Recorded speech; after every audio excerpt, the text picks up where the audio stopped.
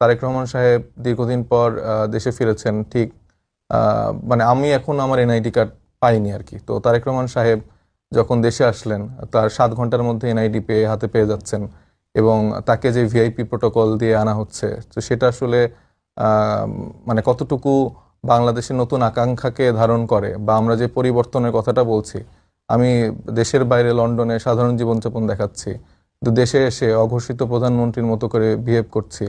এবং আসার পরে আমি আরেকটা বিষয় খুবই মানে দুঃখ পেয়েছি যে উনি জুলাইয়ের যে নেতৃত্ব আছে বা জুলাইকে যে ধারণ করার জায়গাটা আমার কাছে মনে হয়েছে তারেক রহমান সাহেব সেভাবে ওন করে না এবং তার বক্তব্যে জুলাইয়ের সেই প্রসঙ্গটা আমি দেখিনি।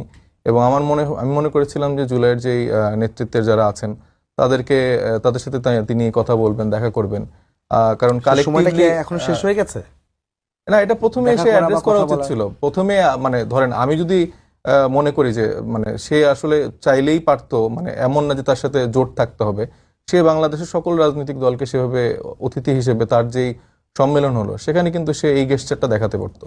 তো এইখানে সে জায়গাটা আমার মনে হচ্ছে ব্যাহত হয়েছে এবং তার যেই লিডারশিপের জায়গাটা আমরা চিন্তা করছিলাম যে তিনি তরুণকে ধারণ করে বা সুন্দর রাজনৈতিক ধারাটা তিনি দেখতে পারবেন, সেই জায়গাটায় আমি মনে করেছি সেটা কালেকটিভলি ব্যর্থ হয়েছে। প্লাস 24 কথা কিন্তু বলেছিলেন 24-এর কথা।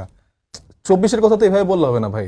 মানে আপনার 24-এর জন্য উনি যে মানুষটা 17 বছর ধরে বিদেশে অবস্থান করছিলেন, যার বেগম খালেদা জিয়া জেলে ছিলেন, যারা এইভাবে মানে এই জুলাই গণঅভ্যুত্থানের ফলে তো তিনি মুক্তি পেলেন, উনি এরকম রাজকীয়ভাবে দেশে আসতে পারলেন, সেটাকে কি আপনি একটা পার্ট হিসেবে রাখবেন?